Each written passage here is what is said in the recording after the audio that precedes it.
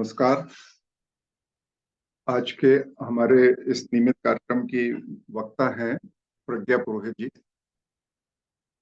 प्रज्ञा ने दंत चिकित्सा में अध्ययन किया है और वे एक दंत चिकित्सक हैं। इसके अतिरिक्त उन्होंने योग के क्षेत्र में बहुत सारे प्रशिक्षण प्राप्त किए हैं। Basic and advance teacher training course the yoga institute Mumbai से प्रशिक्षण लिया है। डॉक्टर गणेश राव एक प्रसिद्ध योग प्रशिक्षक हैं इस देश के, उनके साथ उन्होंने प्रशिक्षण लिया है। योग therapy and counselling, excellence in life through yoga, योग मुद्रा एंड बंध, पतंजलि योग सूत्र, माइक्रो माइंड मैनेजमेंट थ्रू योग, सांख्य दर्शन, ऑथेंटिक क्लासिकल ट्रेडिशनल योग ऋषिकेश में भी आपने प्रशिक्षण लिया है। सर्वश्रेष्ठ संपूर्ण साधना 4S, इसका भी आपने प्रशिक्षण प्राप्त किया है। इसके अतिरिक्त प्रज्ञा जो है वो अपने आप भी उन्होंने बहुत सारे अचीवमेंट किए हैं। वे लगातार साधना करती रहती हैं और कोरोना काल में उन्हें उनका स्वयं से परिचय हुआ, ऐसा उनसे चर्चा में मुझे पता चला था एक बार। उनके शब्दों में यदि हम कहें तो वो कहती हैं, I am life, I have no name, I am present in the trees, the oceans, the rivers, the birds, in every being, I am everywhere, yet I am nowhere. I don't want your following. I neither urge for any name nor fame, because I am in love with me. This me is the one that is egoless, one which is present in unconditioned consciousness, one in which life is sustained without form, one which is there in you, one which is there in us, one that is eternal. It was it and it will be. बहुत ही सुंदर अल्फाज हैं। उनका जो एहसास है, ऐसी आत्मनिष्ठ वक्ता को आज हम सुनेंगे और वे हमसे बात करेंगी भय। भय और भय के माध्यम से उसको मुक्त होने, भय क्या है और भय से हम कैसे मुक्त हो सकते हैं, इस विषय पर वो हमसे बात करेंगे। ज्यादा बात में न कर प्रज्ञा को आमंत्रित करता हूँ। प्रज्ञा, मंच आपके लिए है, आपका स्वागत है। दीपावली के बाद पहली बार मुलाकात कर रहे हैं, तो आपको और सभी हमारे दर्शकों को हैप्पी दीपावली। नमस्कार। ओवर टू यू प्रज्ञा।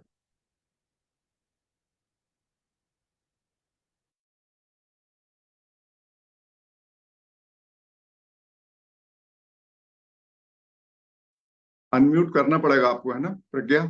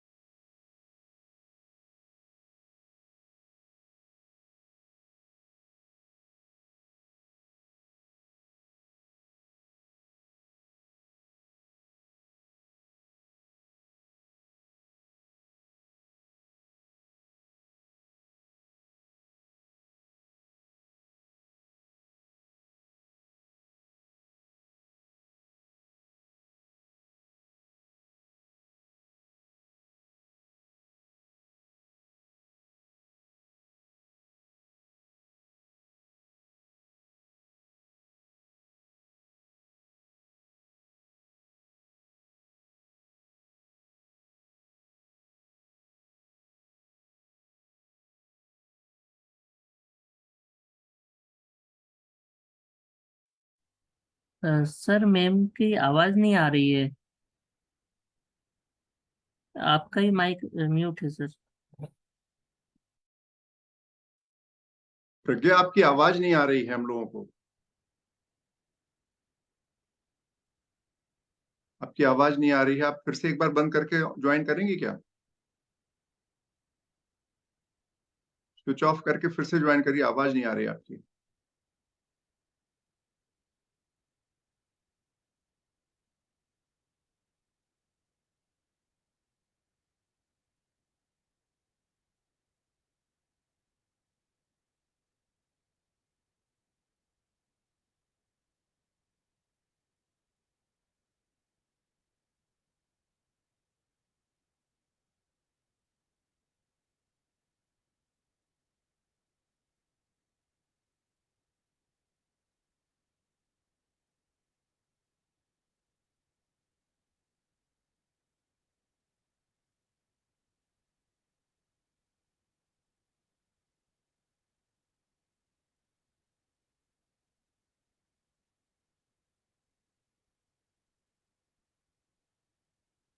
थोड़ी सी तकनीकी खराबी है, इसके लिए आप हमें क्षमा करेंगे। फिर से प्रज्ञा जी ज्वाइन करेंगे और हम हमसे मुखातिब होंगी। There must be some technical issue.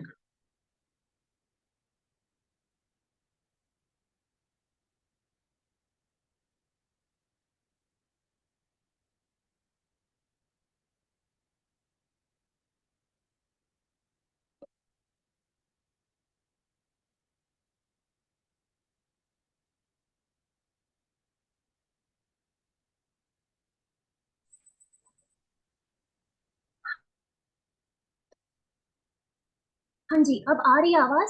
जी हाँ, अब आई आवाज आपकी।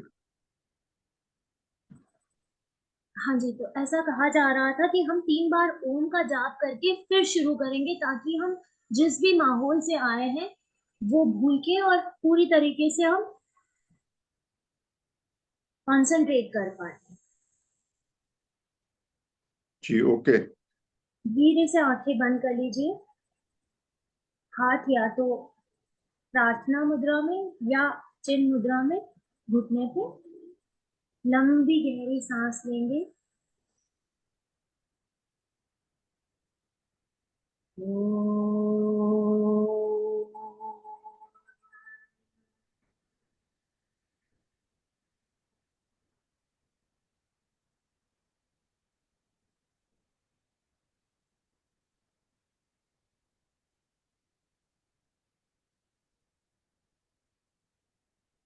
सांस।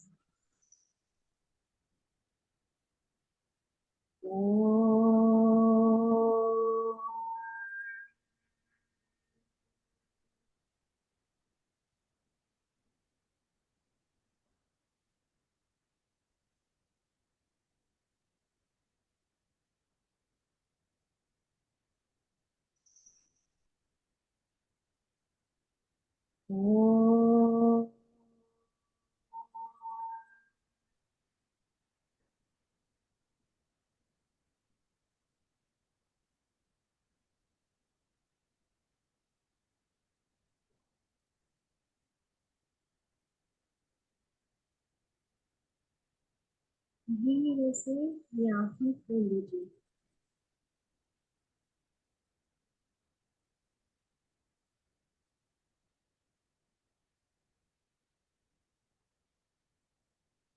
देखिए, जब भी ये आवाज के द्वारा कुछ भी बोलने का प्रयत्न होता है, तब ये हमेशा कहा जाता है कि आप अपनी बुद्धि का प्रयोग ना करें, क्योंकि हम अध्यात्म के तौर पे बात करते हैं किसी भी विषय पे, तो आत्मा को हम समझ नहीं सकते जिस प्रकार हम मन को समझ नहीं सकते, क्योंकि दोनों का ही कोई वास्तविक रूप है नहीं। इसीलिए आप इसमें बुद्धि का प्रयत्न ना करें, क्योंकि बौद्धिक स्तर पे आप इसे नहीं समझ पाएंगे, क्योंकि बुद्धि की अपनी सीमितता है। और जिस विषय पे हम बात करते हैं, जिस फाउंडेशन से हम बात करते हैं स्पिरिचुअलिटी की, वो बाउंडलेस है, लिमिटलेस है। तो हमारा लिमिटेड इंटेलेक्ट उसको नहीं समझ सकता।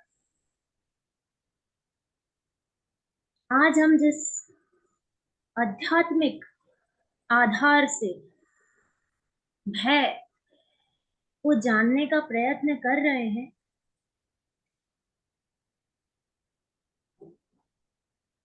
ये भय जिस तरीके से हम आज जानेंगे वैसा शायद हमने कभी भी नहीं सोचा होगा बुद्धि के स्तर पे।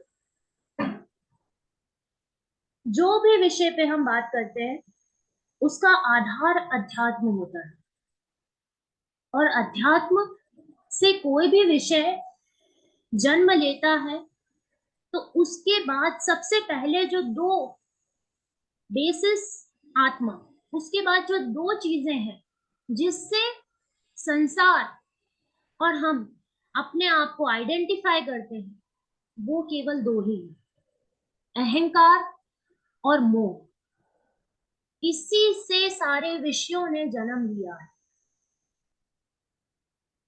भय जिस पे हम आज बात करने वाले हैं, सबसे पहले हमें ये जानना बहुत आवश्यक है कि ये भय क्या है और क्यों है, और इसके बाद हम देखेंगे कि हम इसी की ऊर्जा को सुचारू रूप से कैसे संचालित कर सकते हैं। सबसे पहले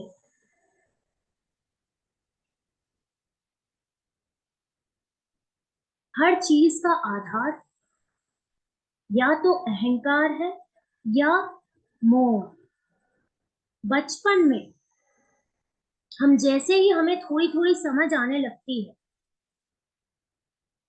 हम अपना देश, अपना घर, अपना सरनेम, अपना रिलीजन, जो थोड़ी थोड़ी चीजें हमें समझ आने लगती हैं, अपना नाम, उन बेसिक आइडेंटिफिकेशन से हमारी एक इमेज बनाना शुरू करते हैं।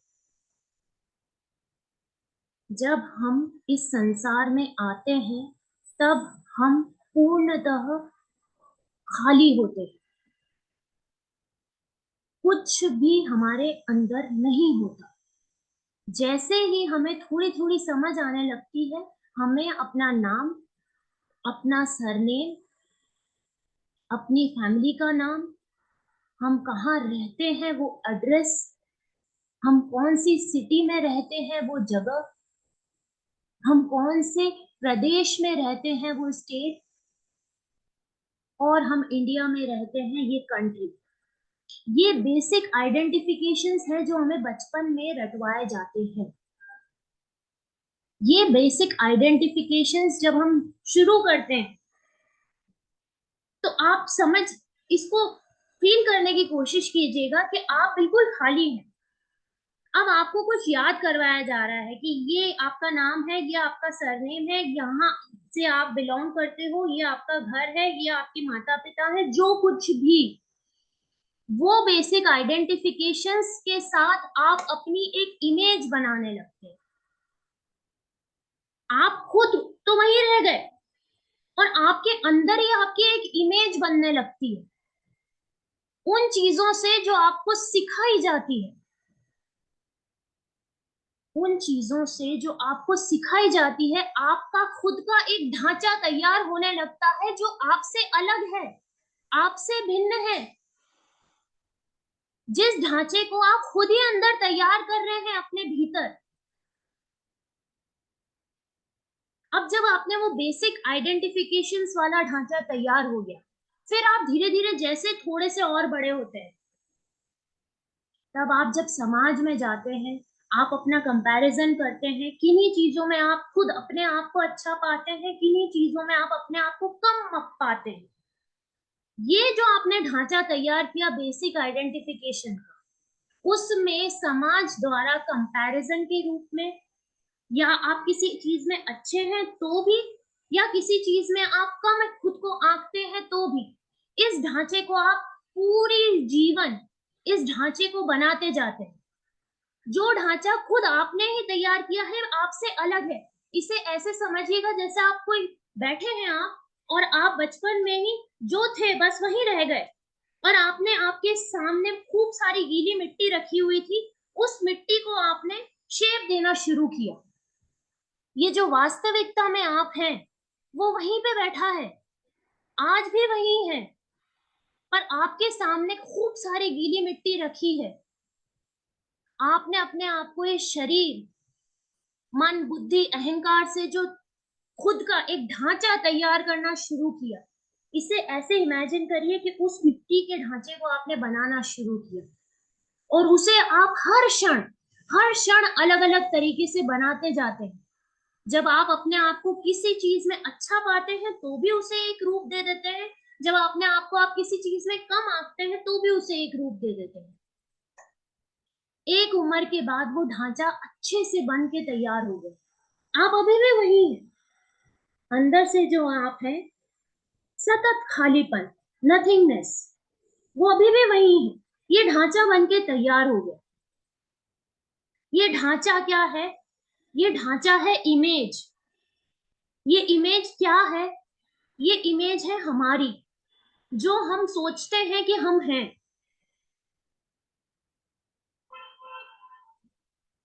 ये इमेज हमारी बिल्कुल उसी इमेज के जैसी है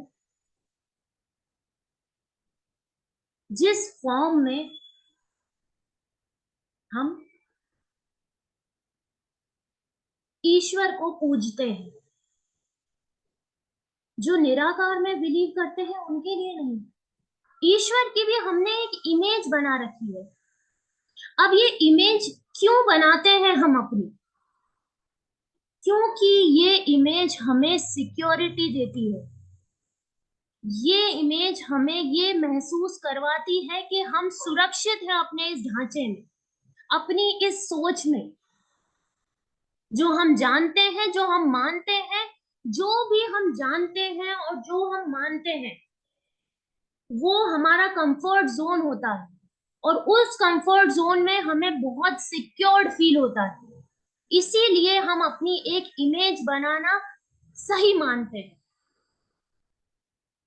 अब ये जब इमेज हमने बनाई, हमें कुछ भी कहा गया या कुछ भी, जो भी कुछ परिस्थिति होती है,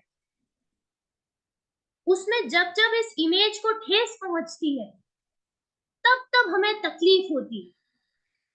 गौर कीजिएगा, जब जब इस इमेज को ठेस पहुंचती है, हमें नहीं, जो इमेज हमने बनाई थी अपनी सिक्योरिटी के लिए, अपनी कंफर्ट के लिए, कि हम अपने आप को किसी तरह से इस संसार में परिभाषित कर सकें, वो ही इमेज को जब जब ठेस पहुंचती है किसी भी परिस्थिति से या किसी भी मनुष्य से, तो वो हमारी तकलीफ का कारण होती है, ना कि हमारी सिक्योरिटी और कंफर्ट। इस इमेज के विपरीत जो भी परिस्थिति आती है, वो हमें नहीं पता होता कि उससे कैसे डील करना है, क्योंकि इस इमेज की अपनी सीमितता है। और जो परिस्थिति इस इमेज से जो हमने बनाई है उससे परे होती है, वो ही परिस्थिति हमारे भय का कारण होती है। तो भय वास्तविकता में है क्या? भय है हमारी इस इमेज को ठेस ना पहुंच जाए वो आभास, जो इमेज एक्चुअल में एग्जिस्ट भी नहीं करती, हमारी खुद की बनाई हुई है, जो हमने सीखा, जाना, माना उससे। उस इमेज को जो हमने बनाई ताकि हम सिक्योर्ड फील कर पाए, कंफर्टेबल फील कर पाए कि हम अपने आप को डिफाइन कर सकते हैं, क्योंकि अपने आप को डिफाइन ना कर पाना हमें बहुत अनकंफर्टेबल कर देता है। तो जो हम इमेज हमने अपनी सिक्योरिटी पर्पस से बनाई, उस इमेज के ठेस ना पहुंच जाने पे, उस इमेज को किसी चीज से ठेस ना पहुंच जाए, ये हम बखूबी जानते हैं कि उस इमेज की अपनी सीमितता है, उस इमेज की अपनी असीम सीमितता है, क्योंकि कोई भी परिस्थिति ऐसी नहीं है जो हर परिस्थिति इस इमेज ने देखी हो। वो परिस्थितियां, जो परिस्थिति इस इमेज से अनजान है, ये इमेज जो आपने बनाया है, ये ढांचा मिट्टी का, ये ढांचा जिन परिस्थितियों से अनजान है, वो परिस्थितियां इसे कहीं ठेस ना पहुंचा जाए, ये ही भय का आभास है, ये ही भय की परिभाषा है। वो आभास जो ये ढांचा नहीं जानता, जिससे इस ढांचे को ठेस पहुंच सकती है, वो परिस्थितियां कहीं ना आ जाए जिससे ये ढांचा हिल जाए, वो आभास भय है।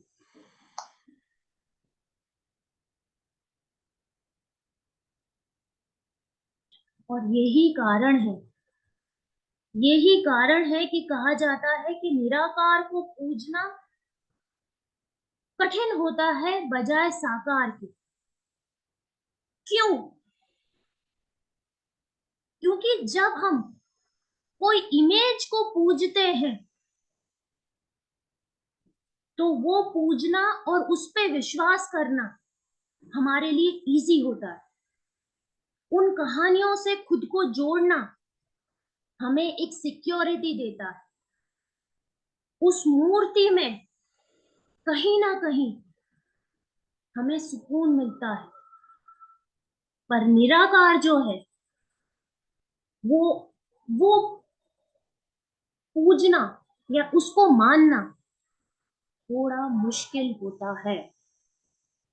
साकार और निराकार में भी वही फर्क है जो हम में और हम जो इमेज बना रहे हैं उसमें। जब उदाहरण के तौर पे जब विष्णु भगवान ने मत्स्य अवतार भी लिया, उन्होंने जो अवतार लिए वो भी उस इवोल्यूशनरी रूप में लिए। उन्होंने नरसिंह अवतार भी लिया, उन्होंने श्री राम का भी लिया, उन्होंने श्री कृष्ण का भी लिया। जब उन्होंने भी जो रूप लिए वो इवोल्यूशनरी बेसिस पे लिए। वो इवोल्यूशनरी बेसिस पे क्यों लिए? ये दर्शाने के लिए कि मैं हर चीज में हूं, हर आकार मुझे से है। इसीलिए उन्होंने भी इवोल्यूशनरी बेसिस में हर अवतार में जन्म लिया, हर अवतार में वो अवतरित हुए। पर हम उसी अवतार को इष्ट मान पाते हैं और उसी अवतार को श्रद्धा पूर्वक साकार रूप में पूज पाते हैं, जहां पे हमें कहीं ना कहीं हमने जो इमेज खुद की बनाई है उस इमेज से वो साकार रूप मिलता है, या हम वैसा होने की चेष्टा करते हैं। उसी ईश्वर को आप साकार रूप में इष्ट मान पाते हैं। उस इमेज की इस इमेज से जितनी ज्यादा सिमिलैरिटी होगी वही हमारा इष्ट होता है, साकार रूप। कभी आप खुद मनन करके देखिएगा कि आप किसी को इष्ट मानते हैं तो क्यों मानते हैं? या तो वो आपसे मैच खाता है, या आप जो होने की चेष्टा करते हैं उससे मैच खाता है। अब ये हुआ भय।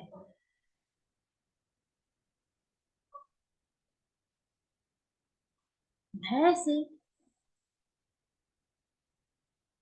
जहां बोला गया था कि भय से अभी जो कुछ भी बोला गया, ये भय की वो परिभाषा है जो शायद हमने कभी नहीं सोची हो, क्योंकि ये बुद्धि से परे है, ये बुद्धि से है ही नहीं। और ये अगर हम सोच लें, हम ये जान लें, अगर ये हम एक्चुअल में फील करें जो कुछ भी अभी बोला गया, तो भय जो है वो आभास ऐसी ट्रांजिटरी इमेज के लिए है जो हमारी खुद की बनाई हुई है। इसी इमेज को आप ईगो भी बोल सकते हैं। ये ही ढांचा जो है, इस ढांचे को अगर हमारे जीवन में कोई अस्तित्व ना रहे तो भय भी नहीं रहेगा। और इसीलिए चूंकि जो अभी बोला गया वो आधार है भय का, और भय क्या है उसका अभिप्राय है, परंतु जैसे हम अपने अंगूठे के जैसे इंप्रेशन अलग है, उतने ही हम एक दूसरे से अलग हैं अपनी प्रवृत्ति के तौर पे। उसी प्रकार भय से हमें निपटना नहीं है। भय को अगर हमें सुचारू रूप से संचालित भी करना है, इसी भय को, तो उसके भी वो ही 4 माध्यम है जैसे जो हमारे अध्यात्म के माध्यम है। कर्म, जब भी आपको कोई भी भय ओवर पार कर रहा है तो आप, यदि आप कर्म योगी हैं तो आप उस चीज को कर्म, आपने अपने कर्म में उसकी ऊर्जा को लगा दो।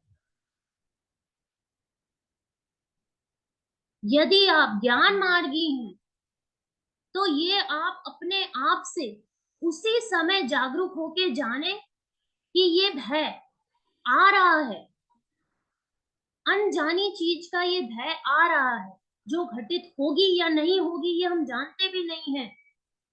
जो भी हमारे भय होते हैं उसमें से 90% चीजें होती भी नहीं हैं, और जो 10% चीजें होती हैं वो जब जब होती हैं उनसे तब तब पार होने की शक्ति भी अपने आप जन्म लेती है। अगर आप ज्ञान मार्गी हैं तो आपको ये जागरूक रह के जानना होगा कि ये भय प्रवेश कर रहा है। जब प्रवेश कर रहा है उसी समय अपने आप को, आपको ये कहना है, अपने आप से ये जानना है, जो आप वैसे भी बखूबी जानते हैं कि आप ये शरीर, मन, बुद्धि, अहंकार नहीं है। आप जो हैं वो हर भय से परे हैं। ज्ञान मार्गी का रास्ता हमेशा थोड़ा सा कठिन होता है, तो ये जो संचालन है ये भी ज्ञान मार्गी का कठिन है, जब भय आपके ऊपर आ रहा हो तब। पर ज्ञान मार्गी का यही रास्ता है। तीसरा है भक्ति मार्गी जो है। देखिए, विश्वास और भय एक साथ हो ही नहीं सकते। यदि विश्वास है तो भय नहीं, और अगर भय है तो ये कहिए ही मत कि आप भक्त हैं। भक्ति और भय, इन दोनों का कोई तालमेल ही नहीं है। जो भी भक्ति मार्गी हैं, यदि आप अपने इष्ट पे विश्वास रखते हैं तो आपको जीवन में कभी किसी क्षण किसी भी चीज का भय नहीं होना चाहिए। और जिस क्षण भी भय आए आपको ये एहसास हो जाना चाहिए कि आपका अपने इष्ट पे जो विश्वास है वो विश्वास सिर्फ कहने के लिए है, उसमें कहीं ना कहीं कमी है, क्योंकि जहां विश्वास होता है वहां भय की जगह ही नहीं है।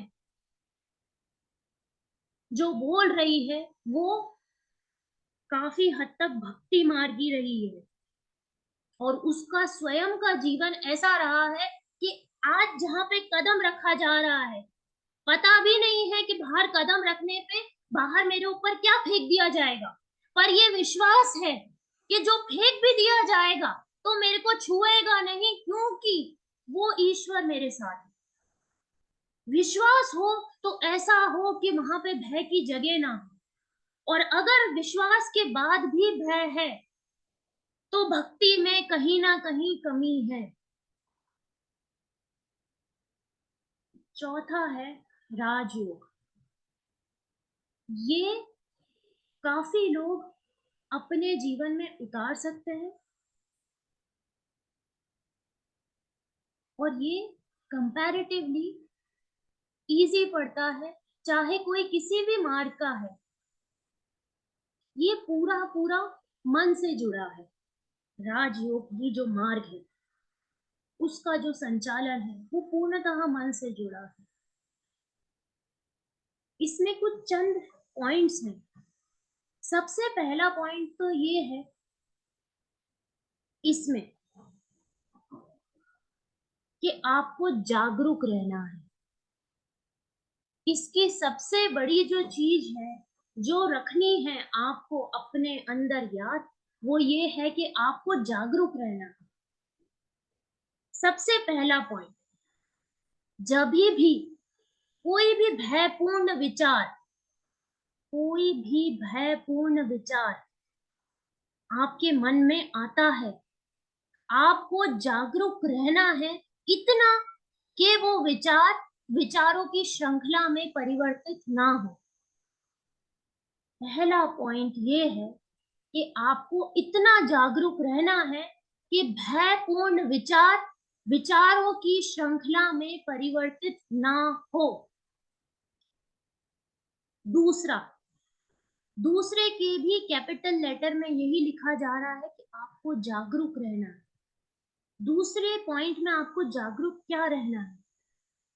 आपको जागरूक रहना है कि जब भी कोई भी भयपूर्ण विचार आता है आपको या कोई भी भय होता है,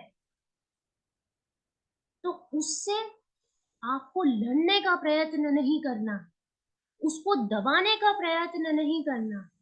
अगर वो विचारों की श्रृंखला में बदल भी गया और एक फीलिंग है कि अब आपको पता नहीं है पर आपको डर लग रहा है बस, तो आपको क्या करना है?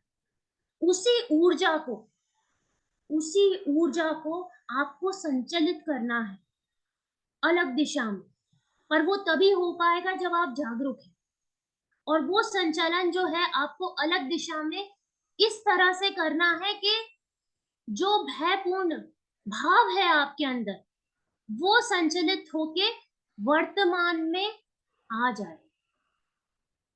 जो भी भयपूर्ण विचार होता है, आभास होता है, वो कभी भी वर्तमान का नहीं होता है। तो आपको करना क्या है?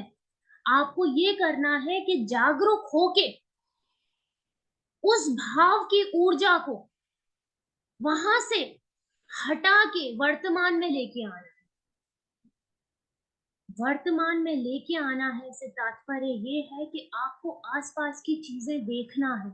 आपकी जो ये 5 इंद्रियां हैं, इन 5 इंद्रियों में कहाँ पे क्या क्या हो रहा है, क्या आपको दिख रहा है सामने?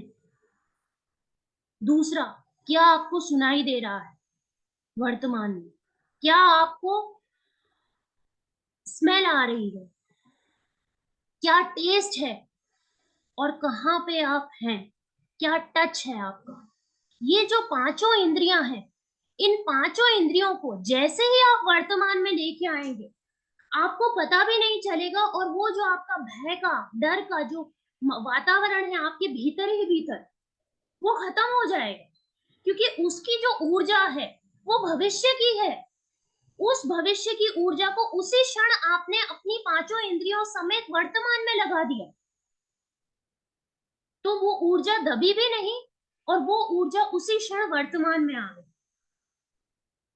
दूसरा जो पॉइंट बताया गया है, इसमें भी आपको जागरूक रहना बहुत आवश्यक है। जागरूक रहेंगे तभी आप वर्तमान में खुद को ला पाएंगे। और तीसरा जो है पॉइंट, देखिए, भय, कोई भी नेगेटिव इमोशन हो, कोई भी नकारात्मक भाव हो, कभी भी, ये हर किसी के लिए है, हर मार्गी के लिए, कभी भी वो शब्दों का इस्तेमाल ना करें जो शब्द उस भाव को और उत्तेजित करें। फियर, एंजाइटी, पैनिक, डिप्रेशन, ये जो शब्द है ना, जो हमारे नकारात्मक भावों की वजह से होते हैं और जिन्हें हम बहुत आसानी से इस्तेमाल कर लेते हैं, इन शब्दों को, तीसरा जो पॉइंट है वो भी यही है कि जागरूक रहें कि इन शब्दों को, इन नकारात्मक भावों से जो शब्द हमने चुन लिए हैं, उन शब्दों का कतई प्रयोग ना करें। उस भाव को डिफाइन करें। अगर किसी को बताना भी है तो मुझे ऐसा लग रहा था, कभी भी ये शब्द इस्तेमाल ना करें। इसीलिए ये शब्द इस्तेमाल ना करें क्योंकि जब जब आप ये शब्द इस्तेमाल करते हैं तब तब ये शब्द रजिस्टर होते हैं आपके सबकॉन्शियस माइंड में, और जितनी बार ये रजिस्टर होते हैं, जितनी बार आप इनको बोलते हैं, उतनी बार ये रजिस्टर होते हैं, और जितनी बार ये रजिस्टर होते हैं उतना ही पेट्रोल मिलता है, उतना ही इनको उत्तेजना मिलती है, और उतना ही आपके अंदर बस जाते हैं। इन शब्दों को इतनी शक्ति ना दें कि ये आपको डिफाइन कर पाए। आप हर शब्द से परे हैं, ना कोई सकारात्मक ना कोई नकारात्मक, कोई शब्द आपको डिफाइन कर पाए, इतनी शक्ति किसी भी शब्द को ना दे।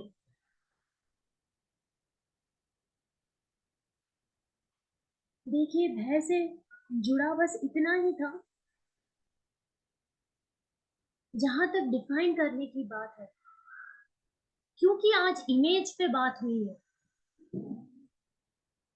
आपको एक जीवन में एक चीज हमेशा ध्यान रखें कि कभी भी कुछ भी पढ़ें या कुछ भी सुने, कौन बोल रहा है उसका महत्व नहीं है, क्या बोला जा रहा है उसका महत्व है। जो आप पढ़ रहे हैं, किसने लिखा है उसका महत्व नहीं है, क्या लिखा है उसका महत्व है। और महत्व ऐसे है कि वो आपको किस हद तक सही लगता है। अगर उससे आपके जीवन में कुछ भी प्रभाव पड़ता है, या आपको पढ़ने पे सुनने पे कुछ भी अंदर से लगता है कि मुझे ऐसा करना चाहिए, कुछ भी ना तो पढ़े ना सुने, केवल सुनने और पढ़ने के लिए ज्ञान अपने अंदर ना भरे, जो भी सुने और जो भी पढ़े उसे जीवन में उतारे, नहीं तो पढ़ने सुनने का कोई मतलब नहीं है। कौन बोल रहा है, किसने लिखा है, इससे कोई तात्पर्य नहीं है। आपके लिए क्या वो आवश्यक है, उससे क्या हमारा जीवन बेहतर हो सकता है, तो उसे जीवन में अवश्य उतारे, पहला। और दूसरा, चूंकि आज इमेज की बात हुई है, जीवन में कभी भी ना केवल किसी शब्द को, कभी भी किसी व्यक्ति को भी ये शक्ति ना दें कि आपको कोई डिफाइन कर पाए। और वो डिफाइन तभी नहीं कर पाएगा जब आप हर क्षण वर्तमान में रहते हुए किसी भी परिस्थिति में रिस्पॉन्ड करेंगे। आपको डिफाइन तभी कोई कर सकता है जब आप जो भी रिस्पॉन्स देने वाले हैं वो हमेशा पूर्व आभासों से, पूर्व एक्सपीरियंसेस से कलर्ड हो। अगर आप पूर्णतः वर्तमान में रह के हर परिस्थिति में रिस्पॉन्ड करेंगे तो आप खुद ये देखेंगे कि आपका रिस्पॉन्स हर बार उसी परिस्थिति में अलग होता है। तो हमें डिफाइन कोई तभी कर सकता है जब हम आज में नहीं, जो हमने सोचा, जाना, माना, जिया, उसके आधार पे आज में रिस्पॉन्स देते हैं।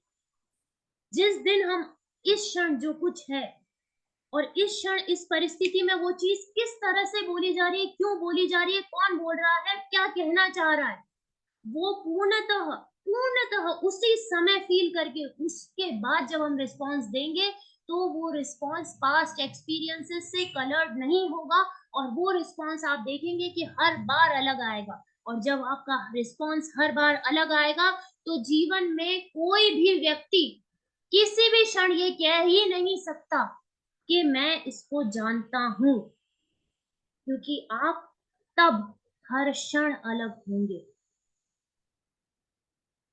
बहुत बहुत धन्यवाद।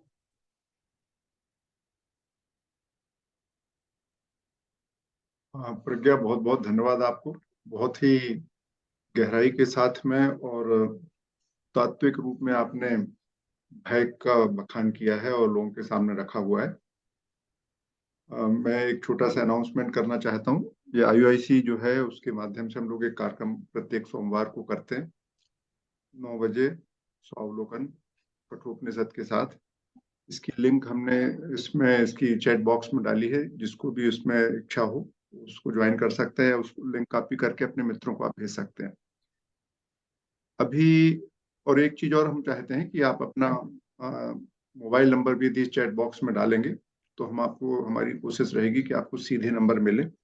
आप अपने जिन मित्रों को भेजते हैं उनका नंबर भी हमें भेजें तो हम उनको सीधे संदेश भेज पाएंगे। भय के संदर्भ में बहुत सारी बातें अभी प्रज्ञा ने कही हैं। अब आपके मन में इस संदर्भ में कोई भी प्रश्न हो या आपकी कोई इस पर टिप्पणी हो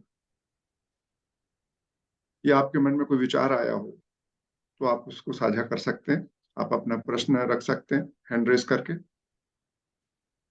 आप फ्री हैं।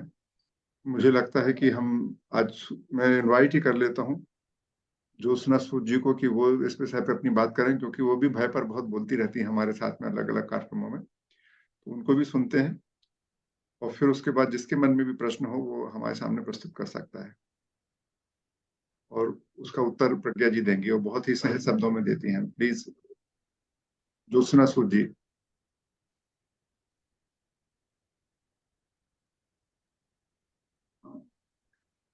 आपकी आवाज नहीं आ रही है।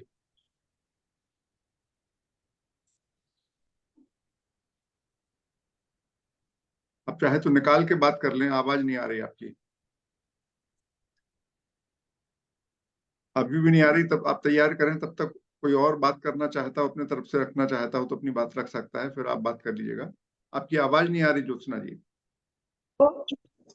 जी अब आई, बोलिए। अब आई आवाज जी। नमस्कार सर, नमस्कार नमस्कार प्रज्ञा जी।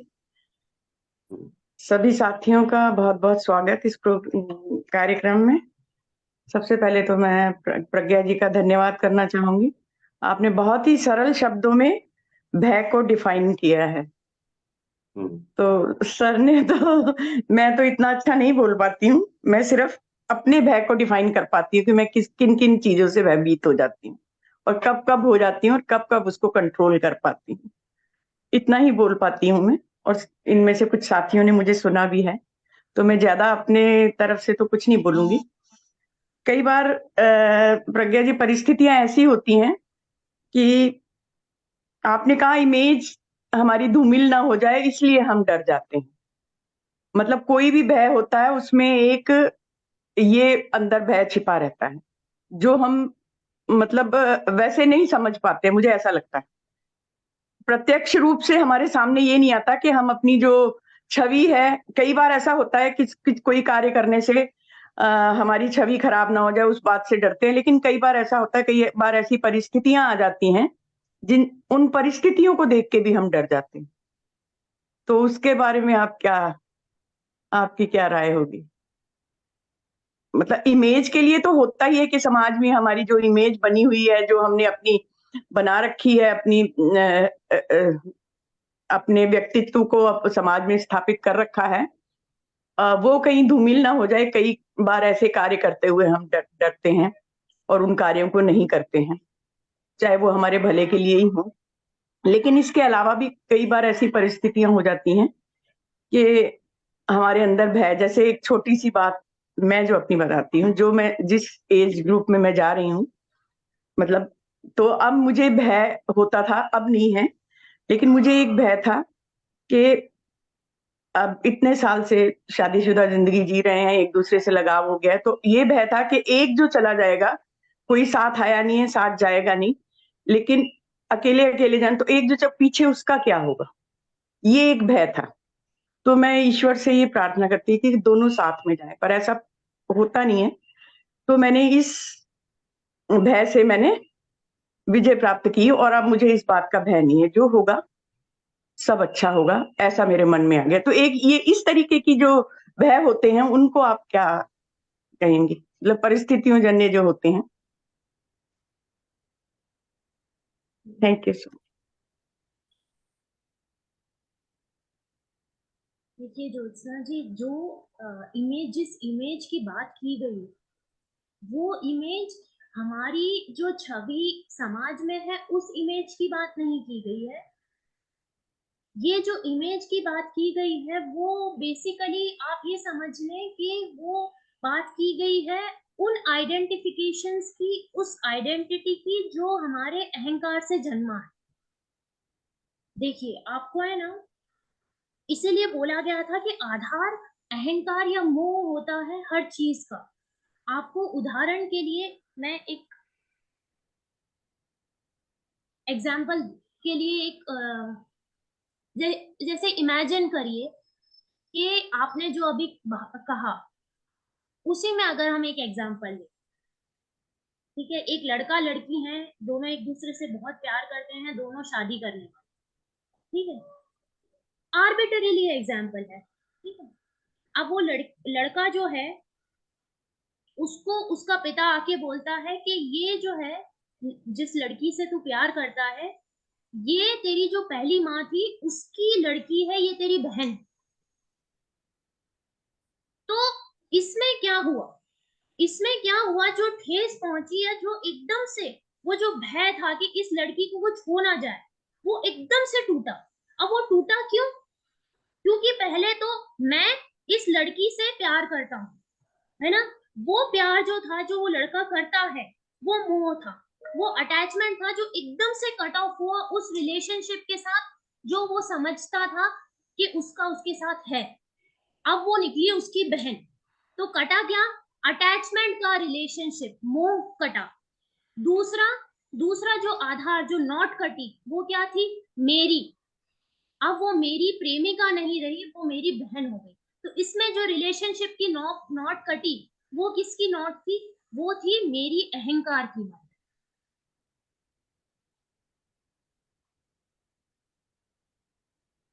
तो बेसिस जो है ना, वो बेसिस निकलता है मेरा और मोह। दो ही बेसिस होते हैं, अहंकार और अटैचमेंट।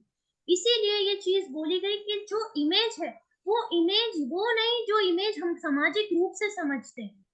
आप देखेंगे हर चीज का जो भय है, जितने भी भय हैं, वो समअप होके एक अल्टीमेट भय जो होता है, वो होता है फियर ऑफ डेथ। अब ये फियर ऑफ डेथ, किस डेथ की बात हो रही है? ये जो डेथ है, ये डेथ होती है of all the relationships pertaining to the attachments, है ना, जो जो भी रिश्ते हमारे मोह से बने हुए हैं, उन रिश्तों की मौत का डर। और होता है फियर ऑफ डेथ हमारा खुद का, जो रिश्ता हमारा खुद का खुद के साथ है, अहंकार के रूप में कि मैं मर जाऊंगा। ये दो जो भय है, ये असीम भय होते हैं, जो कि हर छोटे छोटे भय का कारण होते हैं। अल्टीमेट होता है fear of death, and fear of death is of what? Of the relationships pertaining to the attachments, first जो मुझसे जुड़े। दूसरा, fear of death to the relationship of me with myself pertaining to this ego which I feel कि मैं ये शरीर और बुद्धि हूं। तो fear of death is the death of the ego and the death of the attachments.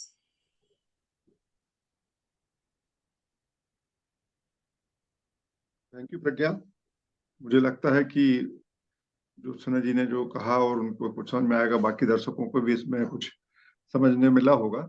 Ghanshyam Tiwari ji ने chat box में लिखा है कि वो बात करना चाहते हैं। घनश्याम तिवारी जी, आप अपना प्रश्न रख सकते हैं। जी, सभी को नमस्कार। यदि आप अपना वीडियो ऑन कर लेंगे तो और अच्छा लगेगा। अच्छा सर।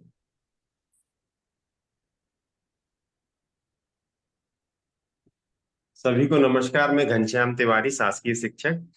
समाज में कुछ बड़े ही अहंकारी और उद्दंड प्रवृत्ति के लोग होते हैं जो अच्छे काम करने वालों को बैरिकेड्स लगाते हैं।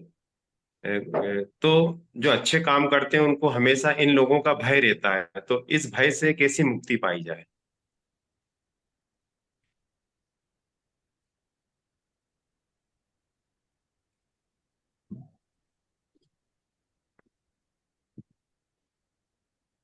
सर, आवाज आई? जी, आपका प्रश्न आया और मेरे ख्याल से प्रज्ञा जी आपको उत्तर जरूर देंगे। प्रज्ञा जी। जी। हाँ जी, घनश्याम जी देखिए, प्रश्न पे एक प्रश्न है आपसे कि अच्छे काम से क्या तात्पर्य है, जो मानव कल्याण के लिए हो। यस, बिल्कुल, मानव कल्याण। देखिए, जो भी कार्य मैं और मेरे से जुड़े जो लोग हैं उनसे हटके लोगों के लिए होता है या मानव कल्याण के लिए होता है, वो कार्य कार्य नहीं, प्रेम होता है। और अच्छा। जहाँ प्रेम से कुछ हो रहा है वो किया नहीं जाता, वो होता है। आप केवल माध्यम होते हैं। तो जहाँ प्रेम से कुछ हो रहा है वहां पे आपको ये भय होना ही नहीं चाहिए कि आपके ऊपर जो रोक लगाई जा रही है नकारात्मक लोगों से, उस भय से आपको कैसे पार पाना है। क्योंकि अच्छे काम जो मानव कल्याण के लिए होते हैं वो हमारे द्वारा होते हैं, हमें चुना जाता है। तो अगर ऐसा कुछ हो भी रहा है आपके द्वारा, तो जो करवा रहा है ना, वो आपको आंच भी नहीं आने देगा। Thank you. बहुत अच्छी बात। आप करता धन्यवाद। है ही नहीं। आप जब करता है ही नहीं, ये जो जो मनोहर दुबे अंकल द्वारा हो रहा है, ये हो रहा है, तो इसमें कभी ऐसा हो ही नहीं सकता कि कोई अड़चन आ जाए। जब जब मानव कल्याण के लिए कुछ भी होता है, हम वहां पे करता नहीं होते, और जहां पे हम करता नहीं होते वहां चाहे कोई कितना भी बुरा चाह ले, वो कार्य हो के रहता है, क्योंकि उसमें सृष्टा और सृष्टि दोनों मिले होते हैं। जी, बहुत अच्छा। मैं आपके जवाब से बहुत संतुष्ट हूँ। कोई और अपनी बात रखना चाहता है?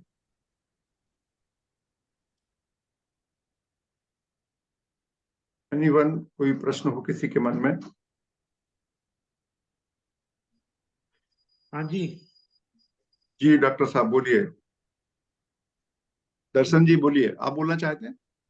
सबको नमस्कार। जी। प्रज्ञा जी को बहुत बहुत प्रणाम। मेरा प्रश्न ये है, किसी कारणवश जो परिस्थितियां वर्तमान में उत्पन्न होती हैं, तो भय रहता है कि ये भविष्य में ये उत्पन्न नहीं हो, इस भय से कैसे उभरे?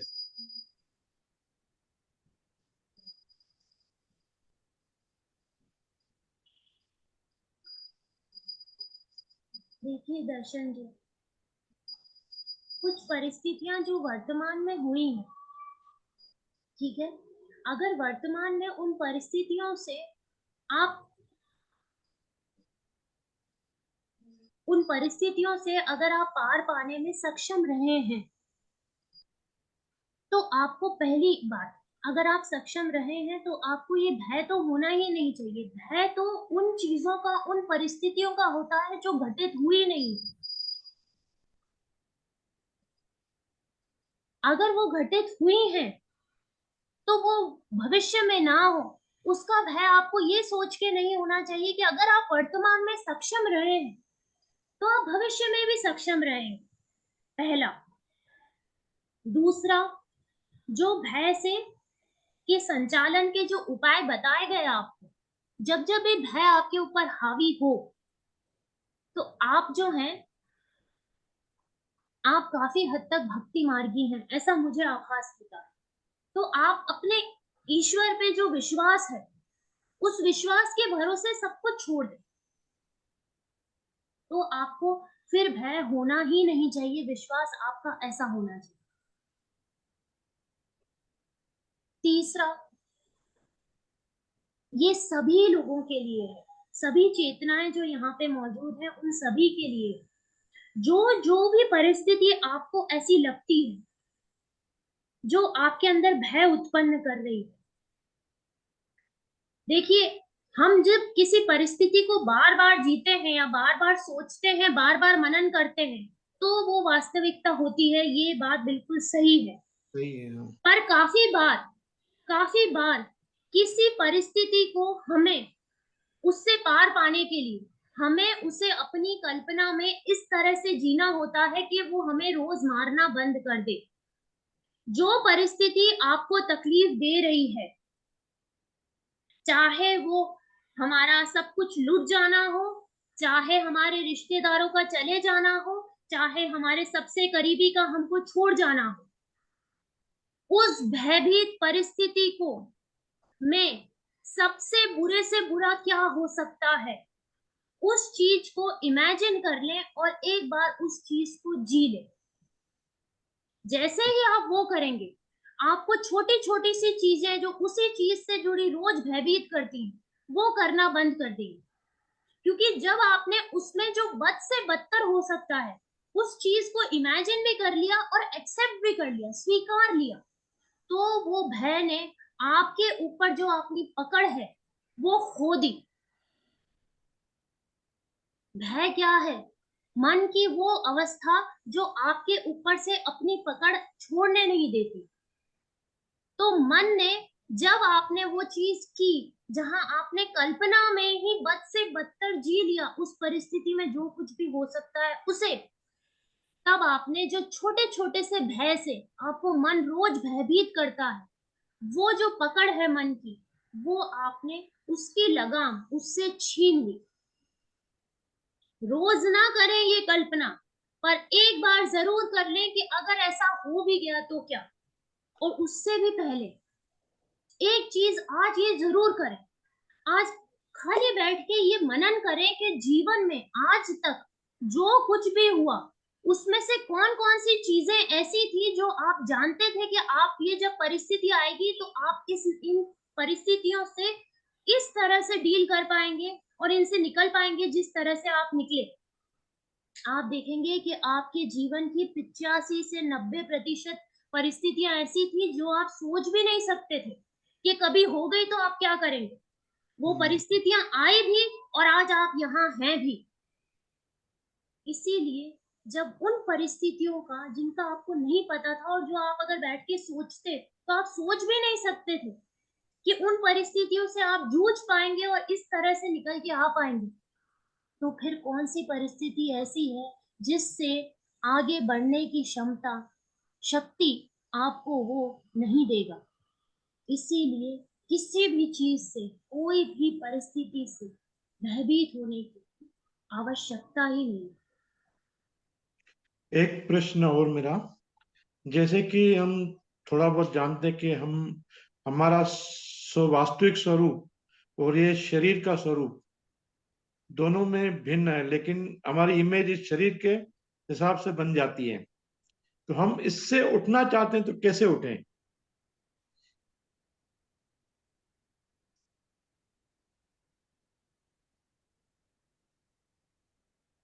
देखिए, जैसा कि अभी बोला गया था, ये जो इमेज आपकी जो बन गई है इस शरीर के आधार पे, ये इमेज अभी इस जन्म में तो जितने सालों की है उतने सालों की है ही। उसके अलावा ये इमेज जो है ये बहुत, आप ऐसा समझ लें कि एक ऐसी मूर्ति है जो मार्बल की है।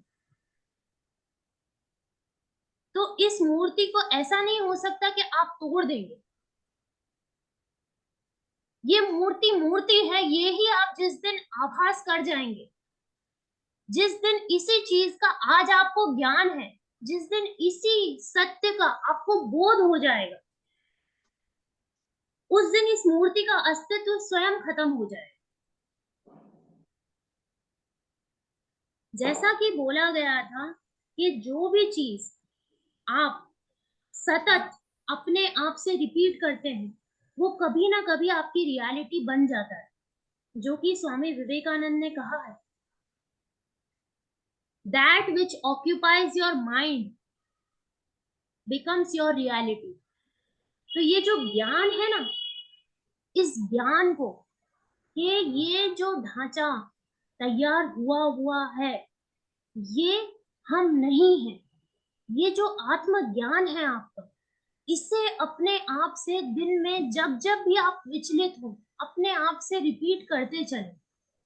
जब आप बार बार ये अपने आप से रिपीट करते चलेंगे, तो आपके अंदर जो कलरिंग है वो इस रिपीटेशन से होती चली जाएगी। और जब ये रिपीटेशन से ही कलरिंग होती चली जाएगी, तो एक क्षण ऐसा आएगा जब ये जो रिपीटेशन है, ये आप क्या बोल रहे हैं, क्यों बोल रहे हैं, इसका जो एसेंस है, ये जो चीज है वो आपको रिवील करती जाएगी। देखिए, ध्यान क्या होता है? किसी भी वस्तु को हम कंटिन्यूस देखते रहते हैं। अगर वस्तु पे ध्यान कर रहे हैं, तो हम किसी भी चीज को अगर कंटिन्यूस देखते रहते हैं, तो एक क्षण आता है जब वो वस्तु और हम में अंतर खत्म हो जाता है, भेद खत्म हो जाता है। वो भेद का खत्म होना क्या है?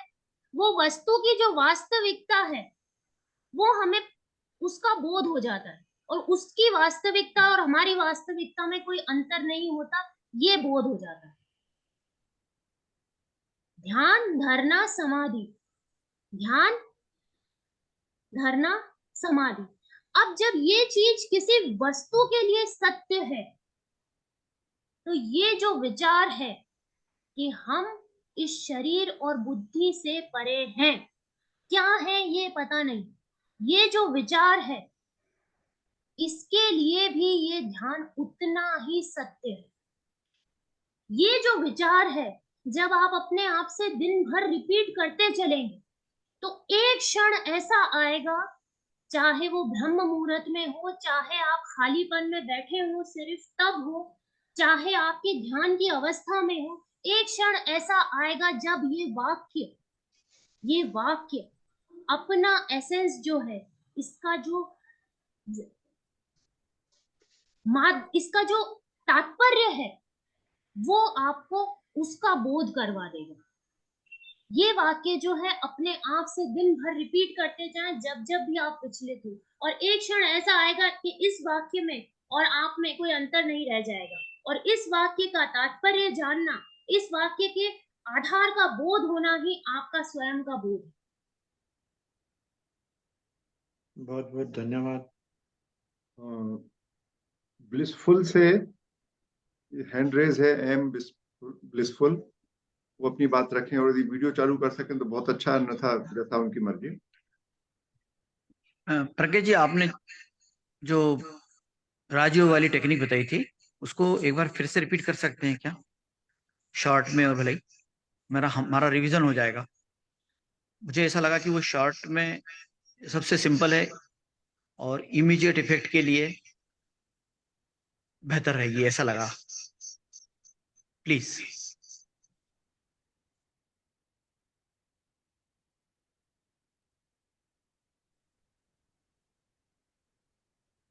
देखिए, राजयोग वाली जो टेक्निक बताई गई थी, उसमें 3 पॉइंट्स थे। सबसे पहला पॉइंट ये है कि आपको तीनों पॉइंट्स के लिए ये बहुत जरूरी है कि आपको जागरूक रहना। सबसे पहला पॉइंट ये था उसमें कि जब आपको ये पता चल जाए, आपको जागरूक रहना है। आपको जैसे ही ये पता चले कि कोई भी भयपूर्ण विचार आ रहा है या आ गया है, तो वो भयपूर्ण विचार विचारों की श्रृंखला में ना परिवर्तित हो, ये ध्यान रखना है आपको। उसको उसी समय पे आपको जागरूक होके देख लेना है। जैसे ही आप देख लेंगे, वैसे ही वो वहीं पे रुक जाएगा, अपने आप वो विचारों की श्रृंखला नहीं बनेगी। पहला। दूसरा, भय हमेशा जो होगा उसके लिए होता है, चाहे वो हो चुका है तभी भी भविष्य में ना हो, उसका होता है। भय कभी भी वर्तमान में नहीं होता। तो आपको ये जागरूक रहना है कि जब भी, काफी बार जो भय होता है वो रात को सोते समय आप पे हावी होता है, तब आप ये जागरूक नहीं रह सकते कि आपकी विचारों की श्रृंखला ना बने, क्योंकि उस समय वो सीधे भावना के तौर पे उत्पन्न होता है। तो जब भय सीधे भावना के तौर पे ही उत्पन्न हुआ है कि आपको डर लग रहा है, तब आपको जागरूक रह के उसी क्षण खुद को वर्तमान में लेके आना है। और वर्तमान में खुद को लेके आने का ये हर बार के लिए सही है, ना सिर्फ भय के लिए। हर बार खुद को पूर्णतः वर्तमान में लेके आने का सबसे आसान तरीका है कि अपनी पांचों इंद्रियों को, उस समय पे वो पांचों इंद्रियां क्या क्या देख रही हैं, क्या क्या सुन रही हैं, क्या क्या सूंघ रही हैं, क्या क्या मुंह में टेस्ट कर रही है, और क्या क्या टच कर रही है। ये पांचों इंद्रियों को आपको मैक्सिमम यूज करना है। जब आप मैक्सिमम यूज करेंगे इनका वर्तमान में, तो अपने आप वो ही भविष्य की ऊर्जा जो है, भय की या किसी भी भाव की, वो वर्तमान में संचलित हो जाएगी। और आपको ये जान के आश्चर्य होगा कि 90% जो आपका ब्रेन में इंप्रेशन बनता है, वो 90% इंप्रेशन आपका आंखों द्वारा बनता है। जो देखने का इंप्रेशन है वो सबसे ज्यादा ब्रेन में रह जाता है। इसीलिए जब हम कोई भी ऐसा ध्यान करते हैं, जैसे कि त्राटक हो या कुछ भी हो, तो उससे कहा जाता है कि आपका कंसंट्रेशन बहुत बढ़ जाता है। वो इसीलिए बढ़ जाता है क्योंकि 90% ब्रेन आपका उस समय के लिए 10 मिनट के लिए पूर्णतः आपके वश में होता है। तो दूसरा पॉइंट है कि आपको जागरूक रह के उसी भविष्य की ऊर्जा को वर्तमान में लेके आना है, और वो होगा जब आप अपनी पांचों इंद्रियों को उस समय वर्तमान में क्या क्या देख रहे हैं, सुन रहे हैं, सूंघ रहे हैं, टच कर रहे हैं, क्या टेस्ट कर रहे हैं, ये पांचों इंद्रियों को पूर्णतः वर्तमान में लेके आएंगे, तो वो महसूस जो आप कर रहे हैं भय को, वो अपने आप खत्म हो जाएगा। और तीसरा पॉइंट था कि कभी भी फियर, डर, मौत, बीमारी, एंजाइटी, पैनिक अटैक्स, डिप्रेशन, ये शब्दों का प्रयोग कतई ना करें। शब्दों का चयन बहुत बहुत बहुत जरूरी है, क्यों जो आप शब्दों का इस्तेमाल करते हैं वो कहीं ना कहीं रजिस्टर होते हैं, और वो रजिस्टर होते हैं मतलब किसी ना किसी तरीके से वो आपकी रियलिटी बनते हैं।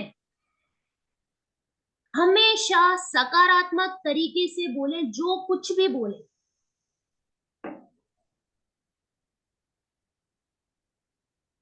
जब भी आप कुछ भी बोलेंगे, कुछ भी बोलेंगे आप, उदाहरण के तौर पे जो आपका प्रश्न था उसका उत्तर शायद दे दिया गया है। ये जो बोला जा रहा है वो इसलिए बोला जा रहा है क्योंकि ये हमारे जीवन के लिए बहुत जरूरी है। आप जब कुछ भी बोलते हैं, सिंपल सी बात है, आप अपनी पत्नी से, आप अपनी बेटी से, किसी से भी या तो ये बोले कि तू नाराज मत हो जाना, आप नाराज तो नहीं हो गए ना। आप इसको इस तरीके से भी बोल सकते हैं कि आप ठीक है ना, आपका मूड सही है ना। हर चीज को जो भी हम दिन भर में बोलते हैं, एक नकारात्मक तरीका होता है बोलने का और एक सकारात्मक तरीका होता है। हमेशा पॉजिटिव परसेप्शन, हर चीज के लिए पॉजिटिव परफेक्ट परसेप्शन, देखने का जो नजरिया है, कितनी गलत से गलत चीज भी हमें सरफेस पे लग रही हो, हमारे साथ हुई है, उसमें भी कुछ ना कुछ अच्छा ढूंढने का प्रयत्न करें। हर चीज से एक सकारात्मक सीख लेने का प्रयत्न करें। अफर्मेशंस की बात ही नहीं हो रही, जो दिन रूटीन में हमारी बोलचाल है, उसमें ही हमारा जो वार्तालाप है वो पॉजिटिव तरीके से होना चाहिए, ना कि किसी इम्प्रेशन के तरीके से, ना कि किसी भय के तरीके से, ना कि हम जो कंडीशन है उस तरीके से।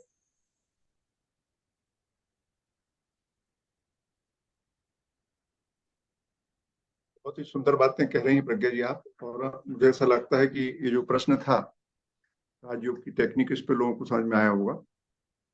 मैं इसमें बहुत सारे हमारे दर्शक जा चुके हैं। डॉक्टर अंजना जैन या डॉक्टर अनीता जैन, दो में से जो भी हैं हमारे बीच में, यदि वो कुछ कहना चाहते हैं तो कहें, और साथ में उनसे रिक्वेस्ट करेंगे कि धन्यवाद देते हुए कार्यक्रम को समाप्त भी करें। डॉक्टर अंजना जैन या डॉक्टर अनीता जैन, जो भी हैं। मुझे लग रहा है अंजना जी हैं। अंजना जी, आप कुछ बोलना चाहेंगी? डॉक्टर अंजना जी। हाँ, नमस्ते सर। सर, आज का सेशन बहुत ही अच्छा था। प्रज्ञा जी ने बहुत ही अच्छी बातें बताई, जिसमें लास्ट में जो बताए 3 पॉइंट राजयोग तकनीक के, वो बहुत ही अच्छे थे। उनके सुनकर बहुत ही अच्छा लगा। और बी पॉजिटिव बनने का उन्होंने जो एक नजरिया बताया वो भी बहुत अच्छा लगा। और भय से दूर होने के जो तरीके बताए बहुत ही अच्छे थे, सुनकर बहुत अच्छा लगा। मैं उनके लिए बहुत बहुत धन्यवाद देती हूँ IUIC की तरफ से। और सर, आप सभी को भी बहुत बहुत धन्यवाद देती हूँ कि जो इतने अच्छे अच्छे सेशन सुनने को मिलते हैं। धन्यवाद। थैंक यू अंजना जी, और सभी को धन्यवाद। प्रज्ञा, आपको भी धन्यवाद, टेक्निकल टीम को भी धन्यवाद। नमस्कार, हम लोग कल फिर मिलेंगे। नमस्ते।